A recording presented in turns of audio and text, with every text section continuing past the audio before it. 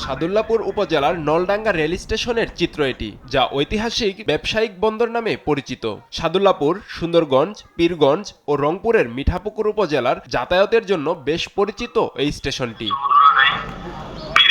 ৫ আগস্টের পর থেকে জামাতের নেতাকর্মীরা প্রতিদিন স্বেচ্ছাশ্রমের মাধ্যমে অস্থায়ী টিকিট কার্যক্রম চালু করে ট্রেনে চড়তে উৎসাহ দিচ্ছে। তাদের দাবি, সকালে এই স্টেশন থেকে যে রাজস্ব আদায় হচ্ছে তা গাইবান্ধার কয়েকটি রেল স্টেশন থেকেও বেশি। টিকিটের ব্যবস্থা না থাকার কারণে ট্রেনে ওঠার পর যে হয়রানিটা হয় আমরা, আমাদের দাবি নলডাঙ্গাবাসী থেকে যে আপনার টিকিটের ব্যবস্থা যেন করে এবং স্টেশন মাস্টারের জন্য ব্যবস্থা হয়, তাহলে কি হবে, সরকারের রাজস্ব পাবে। জামাতের নেতাকর্মী যারা আছেন তারা অতি উৎসাহের সাথে এইখানে সকালবেলা আসেন এবং টিকিটের ব্যাপারে উৎসাহিত করেন এবং এইখানে নলডাঙ্গা স্টেশনে যে পরিমাণ টিকিট বিক্রি হয় তা গাইবান্ধা জেলার মধ্যে অন্যতম সেল দেখায়। 20টা ঢাকা কোচ, চিটাগাং কোচ এখান থেকে যায়।